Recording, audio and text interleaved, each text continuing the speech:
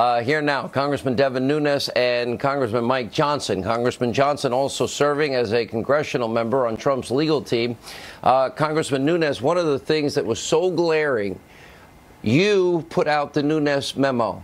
You recognized that the bulk of information in the FISA applications was, in fact, the Clinton dirty, unverifiable dossier that even the New York Times recognizes as likely Russian misinformation from the beginning. Everything that your colleague Adam Schiff wrote in his report ended up being a lie. He told us that the dossier was true, wasn't used much in the FISA applications, and now we see he has more trouble even tonight in a new breaking news report as it relates to the new evidence that he tried to make a big deal of with Lev Parnas last week. I'd like you to comment on how many lies this person can get away with telling. Well, we don't have enough time in your show, Sean. I would take up the next 4 weeks going through all of Adam Schiff and the Democrats' lies. Let me first start by saying that the Senate now is getting to deal with, for the very first time, what I've had to deal with for over 3 years. So I hope they're having fun, especially not being able to play Brick Breaker or whatever on their iPhones. But let me talk specifically about this new breaking Parnas story. You may remember that a couple of months ago, right after Thanksgiving, CNN came out with a fake news story that said that I was doing nefarious things with my staff and meeting with Ukrainians, meeting with all these dirty Ukrainians. That information went from Parnas and his lawyer to CNN. CNN has yet to retract that story. It later came out that I was actually in Benghazi, nowhere near Vienna, where they had me. If you look at, they released our phone records. They accused us of doing nefarious things with this Lev Parnas character. The truth is, Adam Schiff and the Democrats have been doing nefarious things with Parnas. And if you look at what's happening, the guy's been indicted now. Now his lawyer just came out and lied again. He lied to the Southern District of New York. Tonight there's new information that comes out there that he accused the FBI and DOJ of trying to slow down Adam Schiff and the Intel Committee's investigation by not providing the information. The feds now came out tonight and said, no, that's not true. And now you come out and it's once again, like we've seen numerous times with Schiff, this is another fake news story about something that he supposedly said that Parnas was saying about Zelensky. The fact is that didn't happen. So it's just a long line of lies that continue. I'll read from Politico, Congressman Johnson. In one section of the letter that Schiff sent to the House Judiciary on his new evidence involving Lev Parnas, Schiff claimed that Parnas continued to try and arrange a meeting with President Zelensky, citing specific text message exchange where Parnas tells Giuliani, trying to get us Mr. Z. The remainder of the exchange, which was attached to Schiff's letter, was redacted.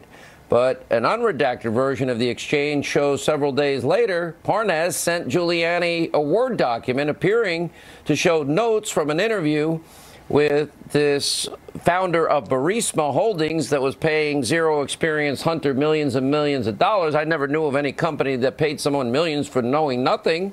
But anyway, when Mr. Z answers, my brother, that suggests Parnas was referring, to the head of the founder of Burisma, not Zelensky. So that would mean another congenital liar, Schiff lie, and the media mob in Area 51, Roswell Rachel Maddow. This is the biggest interview ever.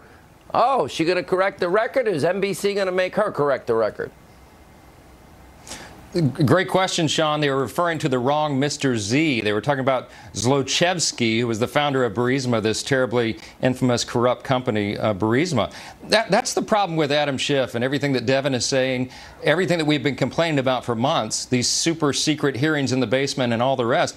They are cherry-picking facts. They're misrepresenting the facts all along to follow their narrative. When you look at all of these facts in context, you understand there is no there there. That's what the president has been so anxious, why he's so anxious to put on our case, because he understands and he knows the American people will understand. When you see all of this in its full context, you'll know there's nothing there. They have cherry-picked this. They have engineered the process. They manufactured this fraudulent process. And that's why we've been saying this is a sham from the very beginning. So if we look, there's really no new facts here, Congressman Nunes. I'll give you the last word on this, and thank you both for being with us. This is about a phone call where aid was never mentioned, but the president did say, do us a favor, not do me, do us a favor. We've been, told that election interference occurred. By the way, you warned everybody in 2014 the Russians would interfere in our elections, and they did. You warned us. They didn't listen to you, meaning Biden, Obama. Then, separate and apart, well, we had a Ukrainian court, Politico, January 11, 2017, talked about Ukrainian efforts to interfere in the 2016 election, which included a DNC operative meeting at the Ukrainian embassy in Washington, D.C., a woman by the name Alexandra Chalupa, and in fact that Ukraine did interfere extensively in the 2016 election, separate and apart from Russia's interference. That seems to always be called the conspiracy theory, just like people say, oh, no, Joe Biden's innocent. I don't know any business that when you say you're not getting the billion, unless you fire the prosecutor investigating my zero experience son being paid millions, not being a big deal. Democrats don't ever want to talk about that. Joe's innocent, according to everybody. Hunter's innocent. I don't think either are innocent. Your thoughts? So you forgot one important point, too. Fusion GPS, the Democratic hit firm, they also were doing nefarious things in Ukraine. So the Democrats don't like this. The media doesn't like this. But I've continued to say we have an ongoing active investigation, meaning the Republicans on the House Intelligence Committee that we've had for a long time looking at Ukraine.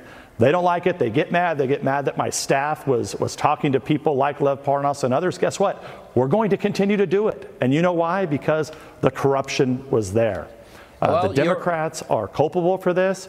They don't want the truth to come out that they're the ones that were doing really bad things with high-level Ukrainian officials, high-level Ukrainian or large Ukrainian companies that are corrupt.